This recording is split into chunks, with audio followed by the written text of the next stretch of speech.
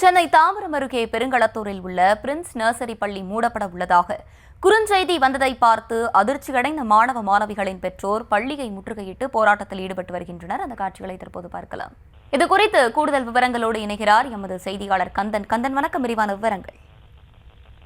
வணக்கம். தாம்பரம் அருகே பெருங்குளத்தூரில் செயல்பட்டு வரும் இந்த பிரின்ஸ் நர்சரி பள்ளியிலிருந்து பெற்றோர்களின் செல்போனுக்கு பள்ளி விரைவில் மூடப்படும் என குறுஞ்செய்தி வந்துள்ளது. இதனை கேட்டு பெற்றோர்கள் ஒன்று சேர்ந்து தற்போது அந்த பள்ளியில் போராட்டம் நடத்தியதோடு பெண்கள் அழுதபடி பள்ளியை மூடக்கூடாது என ஒரு கோரிக்கை விடுத்துள்ளனர்.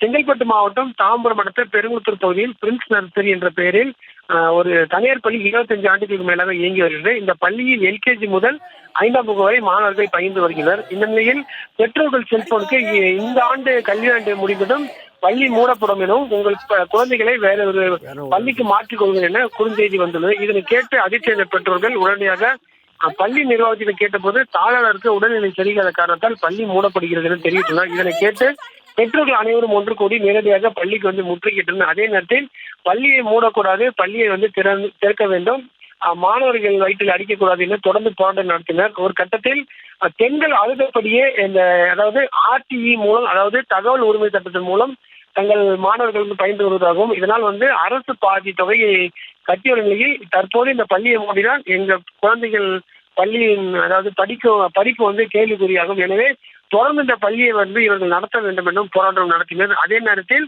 பள்ளியை மூடினால் அரசு இந்த பள்ளியை வந்து தொடர்ந்து நடத்த வேண்டும் என்று கோரிக்கை விடுத்துள்ளனர். அதே நேரத்தில் பெண்கள் நாங்கள் சாப்பிடுவதற்கு கூட எங்களை ரொம்ப கஷ்டப்பட்டு வருவதாகவும், எனவே இந்த பள்ளியை உடனடியாக மூடக்கூடாது, எங்களுக்கு நேரம் ஒதுக்க வேண்டும், அதே நேரத்தில் எங்கள் பள்ளியில் படிக்கும் மாணவர்களை வேறொரு பள்ளிக்கு இவர்களே மாற்றி அமைக்க வேண்டும் என பல்வேறு கோரிக்கையை முன்வைத்து போராட்டம் நடத்தி வருகின்றனர். விவரங்களை வழங்கியமைக்கு நன்றி கந்தன்.